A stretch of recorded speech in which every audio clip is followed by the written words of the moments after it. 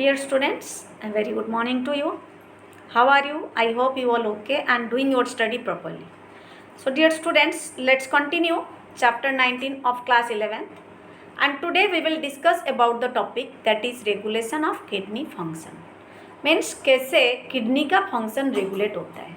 ठीक है, ये अपने आप होता है या इसको कंट्रोल करने के लिए हार्मोनल एक्शंस होते हैं या फिर इसमें हमारी ब्रेन इन्वॉल्व होता है.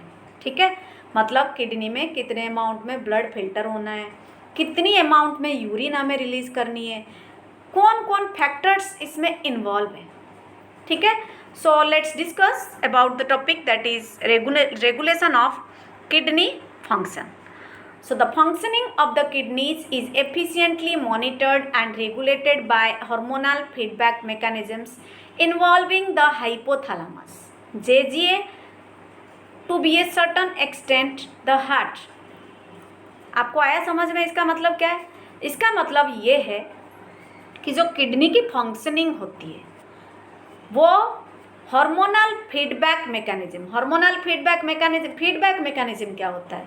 अगर आपको सपोज हार्मोनल फीडबैक जैसे कि आपने क्लास 10th में पढ़ा था, जब आप बहुत ज़्यादा डर जाते हो तो एड्रेनालिन हार्मोन सिक्रेशन होता है.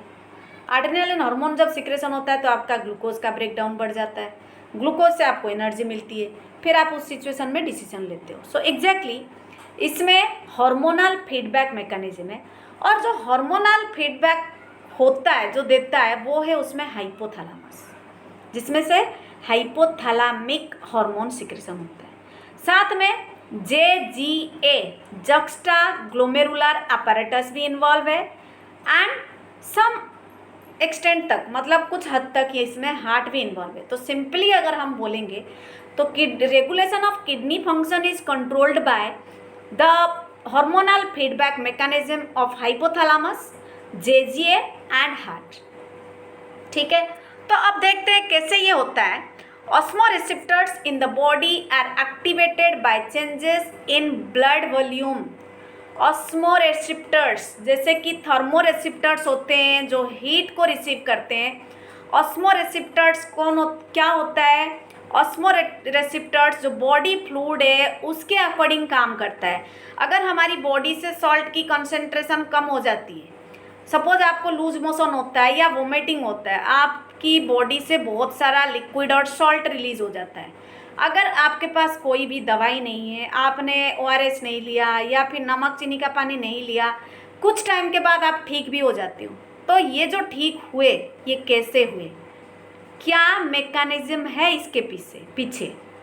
तो यही बोल रहे हैं osmoreceptors in the body are activated by changes in blood volume, body fluid volume and ionic concentration. Clear? So यहाँ पे आपको अंडरलाइन करनी है ऑस्मोरेसिप्टर्स कब एक्टिव होते हैं. ऑस्मोरेसिप्टर्स एक्टिवेट होते हैं by change in blood volume, body fluid volume and ionic concentration. ठीक है, जो ब्लड का ट्रांसपोर्टेशन है वो कम है या ज़्यादा है, बॉडी में बाकी जो फ्लूइड है जो लिक्विड है वो कम है या ज़्यादा है, या फिर जो सॉल्ट है वो कम है या ज़्यादा है, उसके हिसाब से ऑस्मोरेसिप्टर्स क्या होते हैं? एक्टिव हो जाते हैं. जैसे कि मैंने बोला कि अगर आपको लूज मोशन या वोमिटिंग होता है तो आपकी बॉडी से बहुत ज़्यादा अमाउंट में वाटर एंड सॉल्ट का लॉस होता है. तब क्या होता है, जो रिसेप्टर्स प्रेजेंट होते हैं, आपके जो रिसेप्टर्स प्रेजेंट होते हैं, जैसे ही बॉडी से वाटर या सॉल्ट का डिक्रीज होता है वो हाइपोथैलेमस को स्टिमुलेट कर देते हैं. हाइपोथैलेमस जो हाइपोथैलेमिक हार्मोन सिक्रेशन करता है, जैसे उसको स्टिमुलेट कर लेते हैं वो क्या करता है, वो रिलीज करता है एक हार्मोन जिसका नाम है एंटी डायूरेटिक हार्मोन, ADH बोला जाता है. उसको याद रखना, हाइपोथैलेमस से सिक्रेशन होता है एंटी डायूरेटिक हार्मोन और vasopressin from the neuro hypophysis. जब हम इस चैप्टर के बाद पढ़ेंगे हार्मोन के बारे में, क्योंकि बाकी बीच इसके बाद के जो 2 चैप्टर वो डिलीट हो गए हैं तो उसको हम नहीं पढ़ेंगे, तो उसमें आप पढ़ोगे adeno hypophysis and neuro hypophysis. ठीक है, तो ये जो न्यूरो हाइपोफाइसिस है, ये न्यूरो हाइपोफाइसिस से वासोप्रेसिन सिक्रेशन होती है और हाइपोथैलेमस से ADH सिक्रेशन होती है. ओवरऑल मैं आपको बताती हूँ जब आपकी बॉडी से लूज मोशन या वोमिटिंग के बाद वाटर लॉस और सॉल्ट का लॉस होता है तो जो ऑस्मो रिसेप्टर्स होते हैं वो एक्टिव हो जाते हैं और ये एक्टिव होकर हाइपोथैलेमस को स्टिमुलेट कर देते हैं। ठीक है, हाइपोथैलेमस जिसको मास्टर ग्लैंड्स बोला जाता है, जो पिट्यूटरी के ऊपर होता है। तो हाइपोथैलेमस को जैसे ही स्टिमुलेट करता है वो सिक्रेट करता है एंटी डायूरेटिक हार्मोन। ठीक है, और साथ में जो न्यूरोहाइपोफाइसिस है, ठीक है, पिट्यूटरी का एक पार्ट है, न्यूरोहाइपोफाइसिस से सिक्रेशन होता है वासोप्रेसिन। तो इनका सिक्रेशन क्या होता है, जैसे इनका सिक्रेशन होता है, ये जो एंटी डायूरेटिक हार्मोन है ये facilitates water absorption from later parts of the tubule से ये क्या करने लगता है, वाटर ऑब्जर्व, क्योंकि बॉडी से वाटर कम हो गया है तो ये ट्यूबुल्स में से वाटर को ऑब्जर्व करने लग जाता है। ठीक है, और प्रिवेंट करता है डायूरेसिस को, मतलब ज़्यादा से ज़्यादा वाटर लॉस को ये क्या करता है, प्रिवेंट करता है। ठीक है, an increase in body fluid volume can switch off osmoreceptors and suppress the ADH release to complete the feedback. समझ में आया? ADH क्या करता है, जैसे ADH सिक्रेशन होता है, जैसे बॉडी फ्लूइड हमारी बॉडी से कम हो गया है, लिक्विड कम हो गया है, तो ये जो ट्यूबुल्स होते हैं ना, जो नेफ्रॉन के ट्यूबुल्स है, उनमें से वो खींच लेता है पानी खींचने के बाद क्या करता है, उसका फ्लूइड वॉल्यूम बढ़ जाता है, और जैसे ही फ्लूइड वॉल्यूम बढ़ जाता है अपने आप जो रिसेप्टर्स एक्टिव हुए थे अब वो स्विच ऑफ हो गए क्योंकि पूरा हो गया। ठीक है, और ये सप्रेस कर देते हैं ADH रिलीज को। ठीक है, और हो गया फीडबैक, कम हुआ था ये बढ़ा दिया। ADH can also affect the kidney function by its constrictory effects on blood vessels. मतलब ब्लड वेसल, ADH एक तो मैंने बताया कि वाटर को ऑब्जर्व करता है, दूसरा क्या करता है, इसका और एक रोल है, जो ब्लड वेसल्स होते हैं अगर ये ऐसे मोटा होगा तो ब्लड वेसल्स के थ्रू ब्लड स्लो हो जाएगा, अगर पतला कर देंगे तो प्रेशर ज़्यादा हो जाएगा। तो ये क्या करता है, उसको कंस्ट्रिक्ट, वासो कंस्ट्रिक्टर। ADH याद रखो, ADH can also affect the kidney function by its constrictory effects on the blood vessels. Blood vessel को कंस्ट्रिक्ट मीन्स स्क्वीज कर देता है, नैरो कर देता है, जिसकी वजह से ब्लड प्रेशर बढ़ जाता है, और ब्लड प्रेशर बढ़ेगा तो अपने आप ही जो किडनी में ग्लोमेरुलर फिल्ट्रेशन हो रहा था उसका रेट भी बढ़ेगा। Increase in blood pressure causes the increase in GFR, glomerular filtration rate. तो ये जो है, इस तरह से जो लिक्विड हमारी बॉडी से अपने आप जो लॉस हुआ था वोमिटिंग या लूज मोशन के दौरान, वो अपने आप ही क्या होगा, इसका मेंटेनेंस हो जाएगा। तो कैसे हार्मोन यहाँ पे हेल्प किए, हाइपोथैलेमस से ADH anti diuretic hormone, neurohypophysis से कौन सी हार्मोन सिक्रेशन हुआ आपका, न्यूरोहाइपोफाइसिस से सिक्रेशन हो गया वासोप्रेसिन। ठीक है, वासोप्रेसिन क्या किया, ये दोनों मिलके डायूरेसिस को प्रिवेंट किए, साथ में वासो कंस्ट्रिक्टर है। ठीक है, ब्लड वेसल को कंस्ट्रिक्ट कर दिया ADH, जैसे ही ब्लड वेसल्स कंस्ट्रिक्ट हो गए ब्लड प्रेशर बढ़ गया, ब्लड प्रेशर बढ़ेगा तो उस किडनी के पास भी ब्लड ज़्यादा जाएगा, और ज़्यादा जाएगा तो फिल्ट्रेशन ज़्यादा होगा, ज़्यादा फिल्ट्रेशन होगा तो जो हमारी बॉडी से वाटर एंड सॉल्ट का लॉस हुआ था उसका भरपाई हो जाएगा। सो सिंपल, क्लियर है? तो more is the blood pressure, more is the GFR, glomerular blood filtration rate. So यहाँ पे जो JGA है, जो हमने स्टार्टिंग में डिस्कशन किया था, पहला फीडबैक हमने देखा हाइपोथैलेमस कैसे कंट्रोल किया, अब दूसरा हम देखेंगे JGA कैसे कंट्रोल करता है। JGA means juxta glomerular apparatus plays a complex regulatory role. A fall in glomerular blood flow or glomerular blood pressure or GFR can activate the JG cells to release renin, which converts angiotensin in blood to angiotensin 1 and further to angiotensin 2. ये वाला topic normally कम समझ में आता है बच्चों को, तो आप ध्यान से सुनो। JGA ये किडनी का ही एक पार्ट है।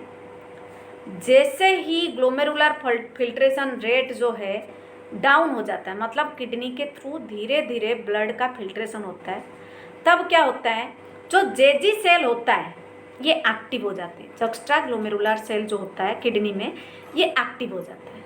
याद रखो, जब ग्लोमेरुलर फिल्ट्रेशन रेट डिक्रीज होगा, जेजी एक्टिव होगा।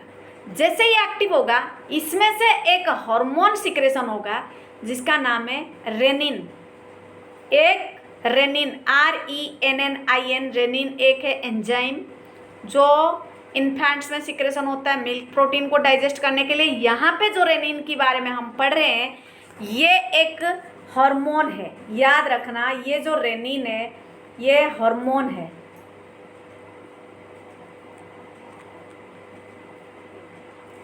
ये रेनिन क्या है, ये हार्मोन है। सो ये हार्मोन जब जेजी सेल से सिक्रेशन होता है, ये कन्वर्ट कर देता है एंजियोटेंसिनोजेन को एंजियोटेंसिन 1 में, फिर एंजियोटेंसिन 1 कन्वर्ट हो जाता है एंजियोटेंसिन 2 में। ठीक है, पहले ग्लोमेरुलर फिल्ट्रेशन जब डिक्रीज होगा, जेजी सेल एक्टिव होगा। जेजी सेल जब एक्टिव होगा तो रेनिन सिक्रेट करेगा। रेनिन सिक्रेट होके एंजियोटेंसिनोजेन को कन्वर्ट करेगा। जैसे क्लॉटिंग ऑफ ब्लड हमने पढ़ा था ना, कई सारे एंजाइमेटिक एक्शन, एंजाइमेटिक एक्शंस हो रहा था, तो यहाँ पे हार्मोनल एक्शन हो रहा है। तो एंजियोटेंसिन 1 कन्वर्ट हो जाएगा एंजियोटेंसिन 2 में। और एंजियोटेंसिन 2 का क्या रोल है, ये एक पावरफुल वासोकंस्ट्रिक्टर है। इसका मतलब ये है कि ये जो एंजियोटेंसिन 2 में कन्वर्ट हुआ, ये ब्लड वेसल को स्क्वीज कर देता है, कंस्ट्रिक्ट कर देता है। अगर कंस्ट्रिक्ट हो गया, एरिया कम हो गया, तो ब्लड फ्लो ज़्यादा होगा। तो एग्जैक्टली यही होता है। समझ में आ गया? Angiotensin 2 being a powerful vasoconstrictor increase the glomerular blood pressure and thereby GFR। अगर ग्लोमेरुलर ब्लड प्रेशर बढ़ेगा तो ग्लोमेरुलर फिल्ट्रेशन रेट भी बढ़ेगा। ठीक है, Angiotensin 2 also activates the adrenal cortex to release aldosterone। aldosterone ये और एक हार्मोन है। ये इसको कौन एक्टिवेट करता है, ये इसको एक्टिवेट करता है एड्रिनल कोर्टेक्स। एंजियोटेंसिन 2 एक्टिवेट करता है एड्रिनल कोर्टेक्स को, और जैसे ही एड्रिनल कोर्टेक्स एक्टिवेट हो जाता है, एल्डोस्टेरॉन को सिक्रेट करता है। और एल्डोस्टेरॉन का काम है रीअब्जॉर्प्शन करना सोडियम एंड वाटर को from the distal parts of the tubule. जो PCT और DCT, डिस्टल कन्वोल्यूटेड ट्यूबुल मैंने बोला था, उस पार्ट से ये क्या ऑब्जर्व करेगा, सोडियम ऑब्जर्व करेगा। ठीक है, सोडियम एंड वाटर को ऑब्जर्व करेगा, the distal parts of the tubule. This also leads to increase in blood pressure and GFR। This complex mechanism is generally known as the renin angiotensin mechanism. ये आपका बहुत important topic है। ये इसको जैसे जैसे मैंने बोला है, जिस सीक्वेंस में अगर आपको समझ में नहीं आए, ये वीडियो बार बार आप देखो कि कब क्या हो रहा है। तो क्वेश्चन आएगा what is rennin angiotensin mechanism, तो आप कैसे लिखोगे उसको बता दिया मैंने कैसे लिखना है। तो an increase in blood flow to the atria of the heart can cause the release of atrial natriuretic factor और ANF। ओवरऑल जब हम किडनी का रेगुलेशन पढ़ रहे थे, मैंने बोला था 3 चीज़ें इसमें काम करता है। एक हाइपोथैलेमस हो गया, ठीक है, दूसरा कौन हो गया, JGA हो गया। पहले हमने हाइपोथैलेमस के बारे में पढ़ा, ये कैसे हेल्प करता है बॉडी से जब वाटर और सॉल्ट की लॉस होती है। फिर JGA कैसे हेल्प किया, रेनिन एंजियोटेंसिन मैकेनिज्म जो अभी हमने जस्ट डिस्कशन किया। अब हार्ट का क्या रोल है, हार्ट से भी हार्मोन सिक्रेशन होता है, जबकि हार्ट एक एंडोक्राइन ग्लैंड नहीं है। सो ये कैसे करता है, an increase in blood flow to the atria of the heart can cause the release of atrial natriuretic factor, और जिसको ANF कहा जाता है। ANF can cause vasodilation. Dilation मतलब रिलैक्सेशन, डायलेट कर देना, dilation of blood vessels and thereby decrease the blood pressure. So जो glomerular filtration rate बढ़ गया था, क्यों बढ़ा था? ब्लड प्रेशर हाई होने की वजह से। जब बॉडी के अंदर मेंटेन हो गया सॉल्ट का और वाटर का मेंटेनेंस हो गया, तब क्या होगा, जो कॉन्स्ट्रिक्ट हुआ था ब्लड वेसल, अब वो दोबारा से रिटर्न करेगा अपना नॉर्मल फॉर्म में। तो उसके लिए हार्ट का एक इम्पोर्टेंट रोल है। कैसे रिटर्न करेगा? जब हार्ट सिक्रेट करेगा ANF, एट्रियल नाट्रियूरेटिक फैक्टर, इसको वासोडाइलेशन भी हम बोल सकते हैं, क्योंकि डायलेशन ऑफ ब्लड वेसल्स को ये करेगा, ब्लड वेसल्स को ओपन कर देगा, लूज कर देगा, एक्सपैंड कर देगा, जिसकी वजह से अपने आप ब्लड प्रेशर डिक्रीज हो जाएगा। ANF mechanism therefore acts as a check on the renin angiotensin mechanism। Clear है? तो ये जो हार्ट का रोल है यहाँ पे, ये चेक करने के लिए कि जो डिक्रीज हुआ था ग्लोमेरुलर फिल्ट्रेशन रेट हमारा, जिस रेट, जैसे कि लूज मोशन या वोमिटिंग के बाद बॉडी से एक्सेस बॉडी फ्लूइड लॉस के वजह से, उसको कंट्रोल कौन कर रहा है, चेक कौन कर रहा है? हार्ट कर रहा है। क्लियर है? So this is all about your topic.